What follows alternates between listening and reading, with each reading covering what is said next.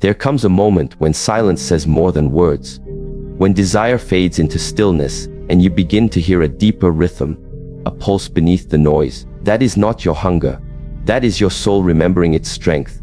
We live in a world that teaches us to pursue, to touch, to consume, but rarely are we taught to pause. In that pause, something ancient awakens, not the fear of missing out, but the freedom of tuning in. The practice of abstinence is not about denial. It is about rediscovery. It is the art of letting the body grow quiet, so the soul can finally speak. When people hear the word abstinence, their minds often jump to deprivation, to what is being withheld, what is not allowed, or what one must sacrifice. But to those who walk the path of self-mastery, abstinence is not a desert. It is a garden. It is not the absence of something, but the redirection of everything. Every ounce of energy, every breath of attention, every spark of desire is no longer lost outward, but reclaimed inward. And in that redirection, something powerful begins to happen. The noise quiets, the storm calms, and the silent voice within starts to rise. In traditional Eastern philosophy, energy is not wasted, it is transformed. The body, mind, and spirit are seen as one living, flowing system. What you withhold on one level nourishes another. When we abstain, not out of fear or shame, but out of wisdom, we begin to accumulate life energy, known in Chinese as qi. This energy, when not scattered through indulgence or emotional impulsivity, consolidates within. And where does it go? It begins to strengthen the internal structures of awareness, clarity, and presence. Abstinence becomes the furnace in which your focus is forged. Imagine a river that's always flooding its banks, moving wildly and without direction. This is how many live: constant stimulation, endless seeking, rushing into experiences without pause. But what happens when you build a channel for that river? Suddenly, it has force, it can move turbines, it can create power. So it is with desire. When you give it direction, it becomes willpower. When you restrain it wisely, it becomes presence. I once met a man in his late 50s who had spent most of his adult life chasing relationships. He shared that he had been married 3 times, and in between those marriages, he rarely allowed himself time to be alone.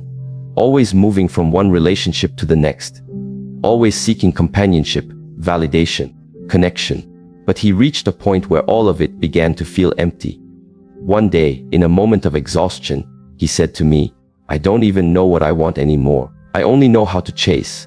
I've never actually been still." He decided to do something radical. He chose a year of complete abstinence. No dating, no intimacy, no emotional entanglements, but more importantly, no seeking. At first, he said, the silence was unbearable. It was as if he had turned off all the music in a room where he'd been dancing blindly for decades.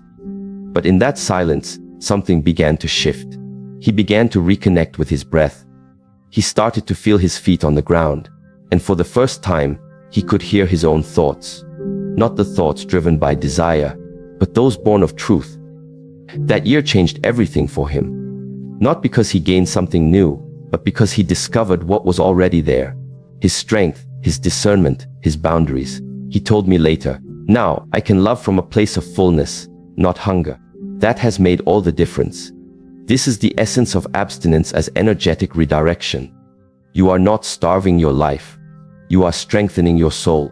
In neuroscience, we now understand that habits, including sexual or emotional habits, form deeply embedded patterns in the brain's reward system. When someone repeatedly acts on a desire, the brain becomes conditioned to associate pleasure with that external stimulation.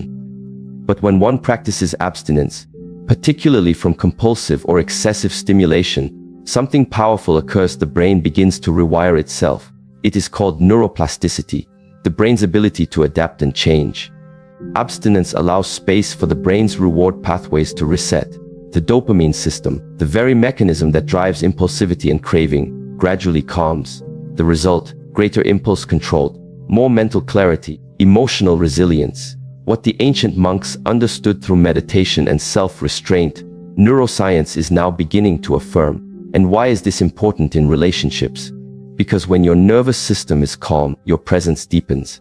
And presence is the foundation of intimacy. Not touch, not words, not even chemistry, but presence.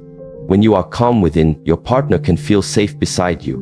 When you do not seek them to complete you, They can meet you from a place of equality, not entanglement. In this light, abstinence is not rejection. It is refinement. It is choosing to refine your inner state before sharing it with another. And in doing so, you become magnetic, not in a superficial or seductive way, but in the way a mountain draws the clouds. Strong, still, and centered. There is a story from the Taoist tradition of a young disciple who was enamored with a village girl. He felt his desire for her consuming him. One day, his master noticed that he had become distracted in his training, so he brought him to a well in the forest. The master said, "Stare into the water. What do you see?" The disciple said, "My reflection."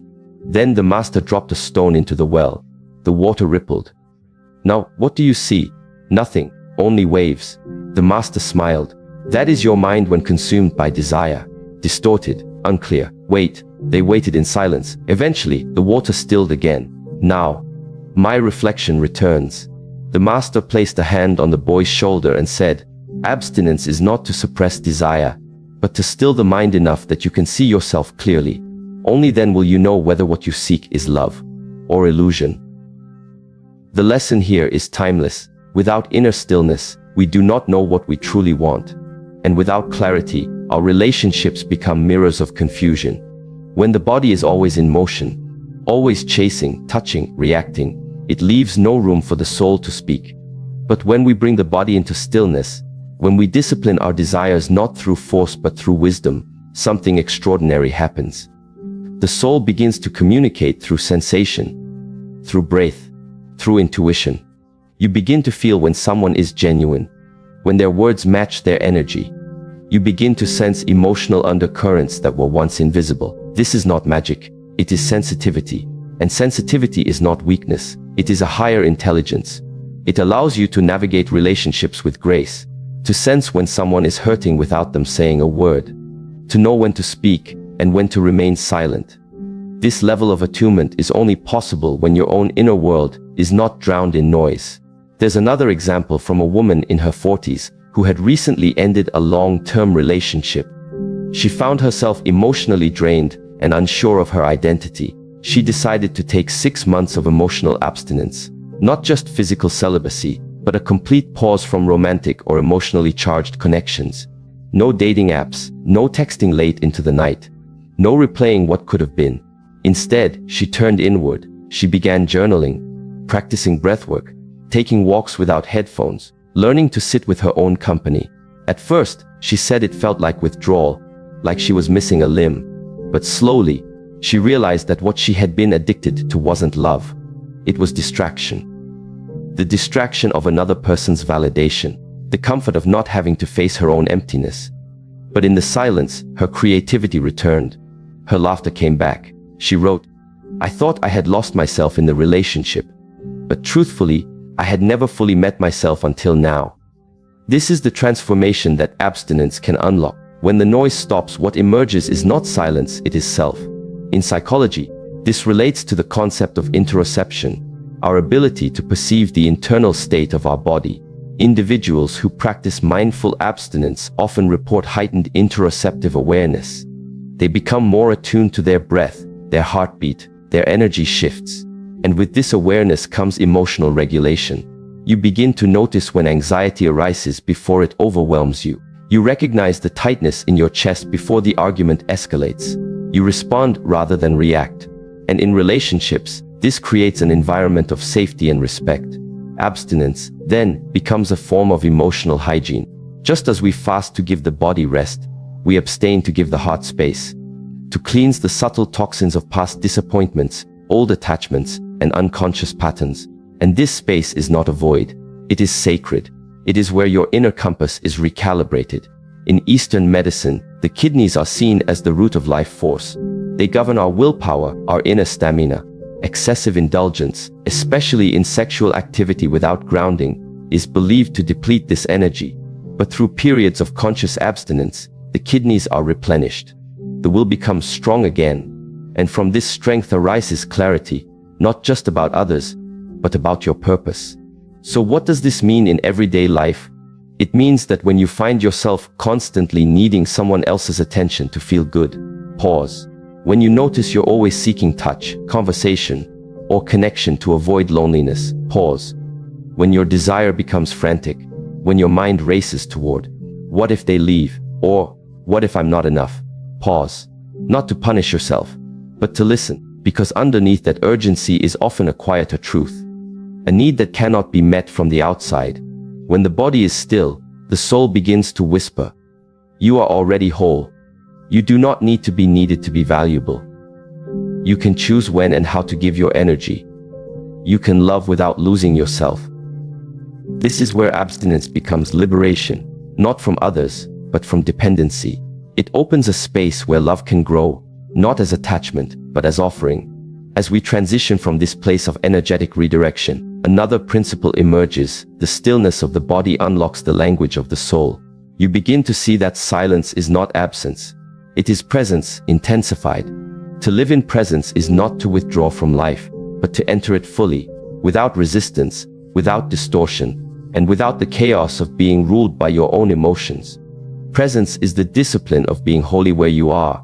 It is the quiet art of anchoring your attention, not letting it be pulled by memories, expectations, or the stimulation of the outside world. And yet, presence is not only for monks and sages. It is a vital skill in every relationship, in every conversation, and in every moment where a human heart seeks to be understood. Presence is not a performance. It is a vibration. When someone is truly present with you, you feel it. Their eyes are not darting elsewhere. Their breath is calm. Their nervous system is not threatening or grasping, but open and still. In their presence, you do not feel judged, nor do you feel invisible. You feel seen. This is not a mystery. It is physiology. Your nervous system, the vast web of communication between your brain, body, and environment, is designed to constantly scan for safety. This process, called neuroception, happens below the level of conscious thought. The moment you enter a room, meet a person, or hear a tone of voice, your body already knows whether to soften or tense, whether to open or defend. When you are present, your breath slows, your shoulders drop, your voice steadies. You are no longer projecting future scenarios or rehashing past wounds. In this state, your parasympathetic nervous system, often referred to as the rest and digest system, becomes active. This system signals to your body and to others, it is safe here. In relationship dynamics, presence is the invisible thread that holds trust together. It is not the cleverness of your words, nor the depth of your feelings, that makes someone feel secure. It is the regulation of your own internal state. When your nervous system is regulated, others feel that regulation. And this feeling, this embodied safety, is what allows people to open up, to share vulnerably, and to connect authentically. There is a story I once heard from a therapist who worked with couples on the verge of separation. One particular couple had been married for 20 years but had become emotionally estranged. The wife said, "He's never really with me. Even when we talk, I feel alone."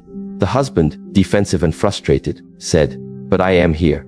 I come home. I ask how your day was. What more do you want?" The therapist, instead of offering advice, asked them to try an experiment. "For the next 5 minutes," she said, "say nothing. Just face each other. Be present. No fixing, no proving, no performing." They agreed. At first, they sat stiffly. But as the silence deepened, something shifted. The husband's posture softened. The wife's breathing slowed. Tears welled in her eyes. When the timer ended, she whispered, This is what I've been missing. Not your words, you. This is the difference between physical proximity and emotional presence. One touches the body, the other touches the soul. And yet, presence does not happen by accident. It is cultivated. It is protected. And often, it is born from abstinence, not necessarily from people, but from distractions. From the compulsive checking of messages, from the constant need to express opinions, from the craving to always be stimulated. True presence arises when we create space within ourselves, when we abstain from the mental noise long enough for stillness to become natural. In Eastern martial arts, students are trained to regulate their breath before they ever strike. Why? Because breath is life. It is the bridge between the conscious and the unconscious. When the breath is shallow, the mind becomes anxious. When the breath is deep and steady, the mind becomes anchored. This applies not only in combat, but in conflict. In relationships, every argument is a test of breath. Every tension is an invitation to stay rooted or to lose your center. Try this. The next time you are about to speak in a heated moment, pause. Take one slow, full breath through the nose. Feel the air enter your belly, not just your chest. Hold it, then release, slowly. Ask yourself, am I speaking to connect or to control? Often, this one breath is the difference between reaction and response, between wounding and understanding. Modern neuroscience confirms what ancient wisdom has long known: conscious breathing activates the vagus nerve, a key component of the parasympathetic system. This not only slows your heart rate and reduces cortisol, but also increases your ability to empathize. When you are calm, you can perceive nuance. You can sense the emotional layers beneath someone's words. You can respond, not from the wound, but from the wisdom. Presence also has a posture. The body speaks a language that the mind cannot fake. When your spine is upright, when your chest is open, when your shoulders are relaxed, you emit confidence and openness, not arrogance, not submission, but a kind of natural dignity. This posture is not for show. It is a message to your nervous system. I am grounded. I am safe. Others feel this, especially children, especially partners who have been hurt. They know, without knowing how they know, whether you are truly with them, and they respond accordingly. There is a teacher of mine who used to say, the way you sit at the dinner table is how you sit in life. What he meant was that your body reveals your mind. If you are slouched, fidgeting, scrolling, or tense, then your mind is not calm. If your body is grounded, alert yet at ease, then your mind is likely clear. This is why posture and breath are not small things. They are portals to deeper presence. And presence is the doorway to connection. Let us now look more closely at another essential dimension of this journey: the building of emotional musculature through abstinence. Just as the body grows strong through resistance training, the emotional body grows strong through intentional restraint. Every time you choose not to lash out, not to indulge, not to chase after comfort in the form of unhealthy habits, you are strengthening your emotional core. And just like physical strength, emotional strength is not always visible, but it is always felt. There is a misconception that emotional freedom means doing whatever we feel. But in truth, that is emotional captivity. To be free emotionally is not to act on every feeling, but to be aware of them, to sit with them, and to choose a wise response. This is where abstinence becomes a discipline, not just of the body, but of the heart. A young woman once shared her story of heartbreak. After being ghosted by someone she thought was serious, she felt a storm of emotions: anger, sadness, confusion, longing. Her initial urge was to text, to call, to confront, to post cryptic messages online. But something in her paused. She remembered a teaching from her meditation class: do not make a move until the water is clear. So she didn't act. She didn't react. Instead, she sat. She journaled. She cried. She breathed. She watched the waves rise and fall inside her. And after a few days, the need to reach out faded. What remained was something deeper: self-respect, clarity. She realized that her pain was real, but it did not have to own her. That choice, not to act on impulse, is what we call emotional musculature. It is strength of the highest order. In relationships, this strength is vital, because love, without discipline, becomes attachment, and attachment, when unchecked, becomes dependence. But when you have trained your emotional muscles through abstinence, through pausing, through choosing, you bring to your relationships not need, but offering, not hunger, but presence. And this offering is powerful. It says to the other, I want you, but I do not need you to fill my void. I choose you, not because I am incomplete, but because I am full and wish to share that fullness with you. This is the essence of sacred partnership. But let us not romanticize the process. Emotional abstinence, like physical training, is uncomfortable. It is the decision to sit with discomfort instead of distracting ourselves. It is the discipline of not sending the angry message, of not indulging the revenge fantasy, of not spiraling into old stories about being unloved. In these moments, the path forward is not always clear. But the practice is pause, breathe, observe. Just as a warrior trains in silence before facing battle, so must we train in stillness before we engage emotionally. This kind of training also rewires the brain. In psychological terms, when we resist the pull of impulsive emotional behavior, we strengthen the prefrontal cortex, the part of the brain responsible for decision-making, regulation, and foresight. Over time, this gives us greater control over our emotional impulses. It becomes easier to respond with wisdom, even under stress. Abstinence builds this capacity. Every time you choose not to indulge a harmful emotion, you are reprogramming your mind. You are teaching it that discomfort is not dangerous. That feeling something intensely does not mean you must act immediately. This delay, this pause, is the sacred space where growth happens. There was once a monk who said, "Every time you feel the fire rise within you, do not rush to put it out or to throw it at someone else. Let it burn inward. Let it warm your clarity. Then speak from the embers, not the flames." This kind of emotional transmutation is not suppression. It is alchemy. You do not deny the emotion, you use it. You channel it, you allow it to refine you. Abstinence, then, is not coldness, it is containment. It is the decision to become a vessel strong enough to hold intensity without spilling it carelessly onto others. This capacity is rare, but it is what makes someone dependable in love. Not just passionate, but trustworthy. Not just emotionally expressive, but emotionally intelligent. To reach this level of discipline is not to reject pleasure, or love, or connection. It is to honor them. To bring to them the strength of your inner mastery. To say, "I do not need to possess you. I choose to relate to you as an equal, with presence, with patience, and with depth." It is in this soil that true intimacy grows, where hearts meet, not in desperation, but in devotion. Where love is not a storm that sweeps you away, but a flame that warms and endures. And so we walk forward, breathing deeper, standing taller, pausing longer, not out of fear, but out of reverence. For the relationship we hold with ourselves determines the relationships we are capable of holding with others. When we speak of abstinence, many think only of denial, of what is withheld, what is renounced.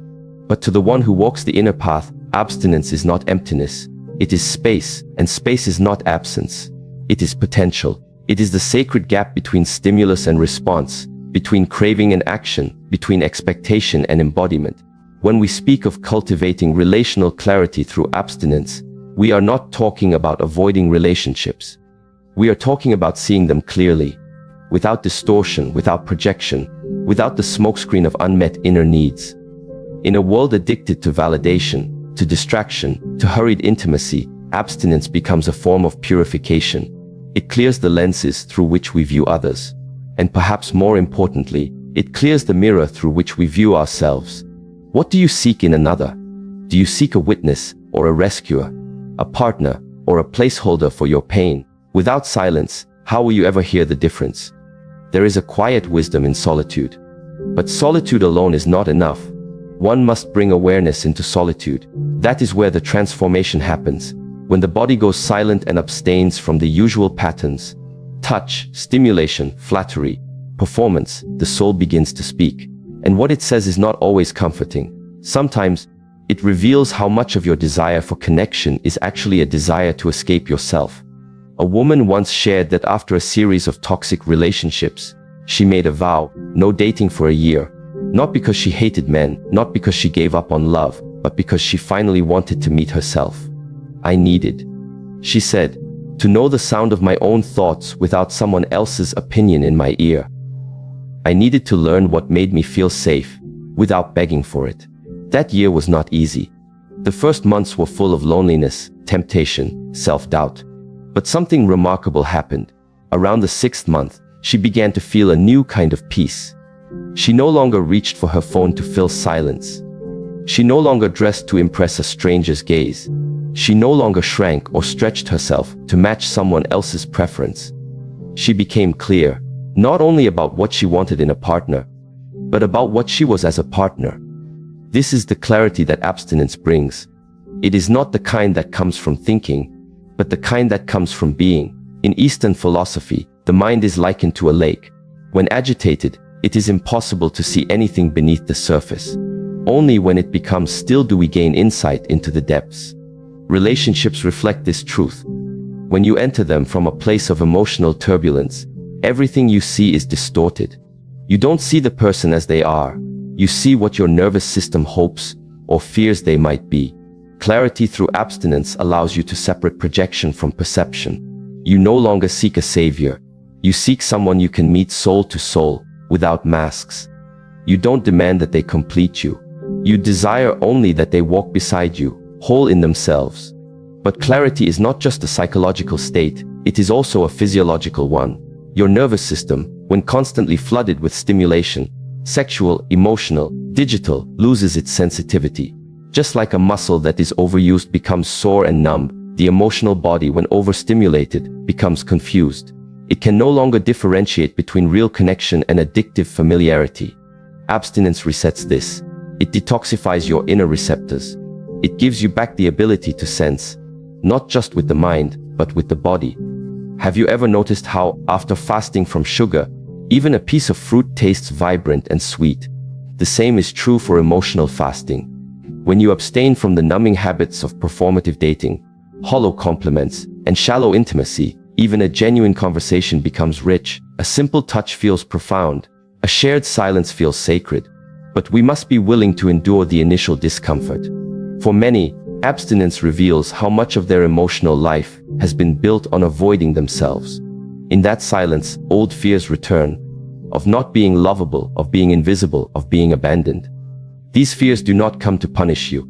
They come to be seen, to be healed.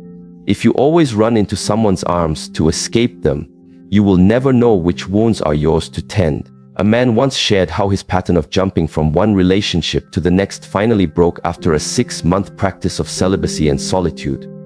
I realized, he said, that I'd never once asked myself what I value in a woman beyond attraction. I was so afraid of being alone that I confused chemistry with compatibility, lust with love, her presence with my worth.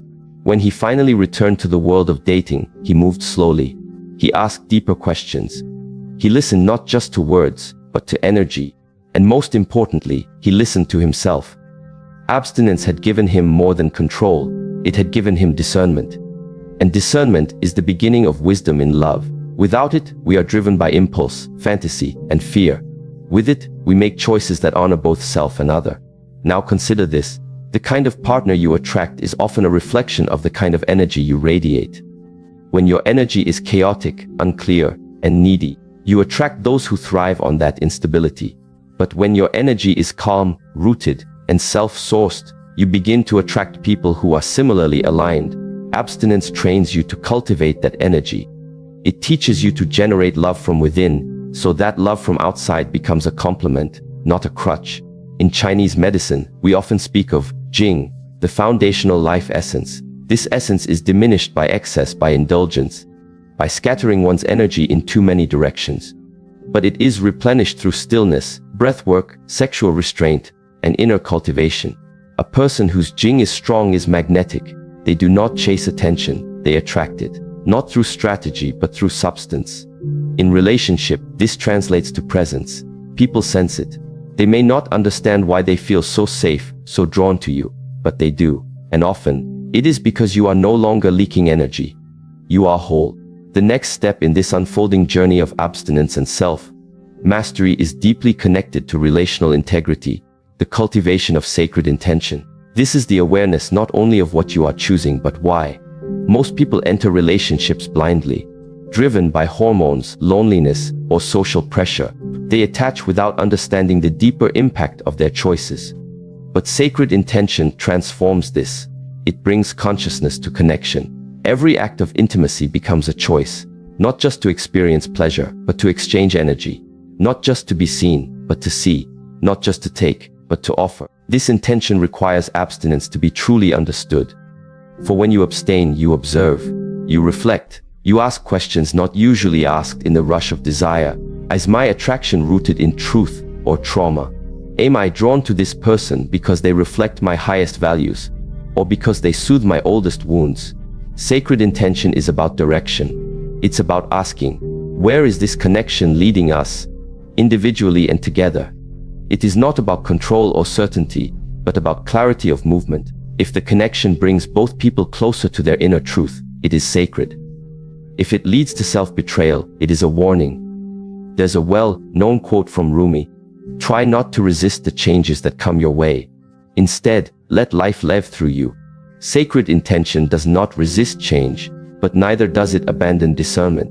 It understands that not all chemistry is meant to be chased. Some energies are meant to teach you something and then pass through. There was once a woman who met a man during her yoga teacher training. They had instant chemistry. Conversations that flowed, eyes that lingered, laughter that felt effortless. But something in her had changed. After years of deep healing, of practicing celibacy, of strengthening her emotional boundaries, she had become sensitive to energy. So instead of rushing into a relationship, she waited. She observed. And over time, she noticed that while their conversations were beautiful, his actions were inconsistent. He often disappeared emotionally, avoided deeper questions, and was vague about his intentions. In the past, she would have ignored these signs, hoping that chemistry would overcome confusion. But now, with sacred intention guiding her, she chose to step back. She honored the attraction, but she honored herself more. And in doing so, she remained in alignment, not just with her desires, but with her integrity. This is the power of abstinence. It sharpens your inner compass. It teaches you not to sacrifice your peace for temporary pleasure. It teaches you that the quality of your relationship with yourself sets the standard for every other bond in your life. To cultivate sacred intention also means to become mindful of the rituals you bring into connection. How do you touch? How do you listen? How do you show up, not just on the good days, but on the difficult ones? Intimacy, in its highest form, is a spiritual practice. It is not something you fall into by accident. It is something you walk into with devotion. And devotion requires discipline. There is an old Zen story of a monk who was asked how he approached every interaction. He said, "I enter each moment with three things: attention, respect, and emptiness. Attention, to truly see; respect, to honor the other's humanity; emptiness, to not let my past cloud this meeting." What would relationships look like if we entered them this way? Abstinence prepares us for such an approach. It clears out the residue of past lovers, past mistakes, past versions of ourselves. It makes room, and into that room, intention flows like a stream, gentle, clear, and unstoppable. The soul does not rush. It waits until the waters are still, then it speaks. And when it speaks, it does not offer commands. It offers clarity. This clarity is what transforms abstinence from deprivation into devotion. It is no longer about what you are avoiding, but about what you are preparing to receive. To walk this path is not to become cold or detached. It is to become deeply warm, but wisely guarded. Not closed but selective. Not hardened but refined. In this way, abstinence becomes an act of love, not just for others, but for yourself. It becomes a sacred commitment. I will not settle. I will not self-abandon. I will not dilute my energy to fit into what no longer honors my truth. And from this place, real love can grow. Not the kind that burns fast and disappears, but the kind that roots itself deep into the soil of your being and blooms, season after season, with strength, softness, and soul. When the body goes silent, the soul speaks, not with noise, but with knowing. This journey through abstinence has never truly been about denial. It has always been about remembrance. Remembering who you are when no one is watching. Remembering what you value when nothing is distracting. Remembering that your deepest needs are not met through constant stimulation, but through stillness, clarity, and presence. In the silence of abstinence, you begin to hear the truth that the noise of the world drowns out, that you are not empty when alone, you are whole. That love is not something to chase, it is something to align with. That intimacy is not measured by closeness of bodies, but by the honesty of souls. You have learned that every moment of abstinence, sexual, emotional, or even digital, is not a loss but a return to self-discipline, a return to sacred intention, a return to the wisdom of your own nervous system, no longer hijacked by urgency, but tuned to peace. You now understand that relationships do not begin when two people meet. They begin in how you prepare for that meeting. They begin in the spaces you clear, the wounds you tend, the energy you cultivate. Abstinence, used consciously, is how we make space for something deeper, for something real. As Master Shi Heng Yi would remind us, self-mastery is not about suppression. It is about balance, and balance comes from awareness of the body, the breath, the emotions, and the soul. In abstinence, you are not becoming less. You are becoming more whole, more grounded, more radiant in your presence. So when you choose silence, choose it not out of fear, but out of respect for your journey, for your energy, and for the quality of love you are willing to receive. Let that silence shape your discernment. Let it clarify your intention. Let it prepare you, not to escape the world, but to enter it with the strength of someone who no longer needs anything from it to feel complete. This is the truth behind abstinence. It is not the absence of desire, it is the elevation of it.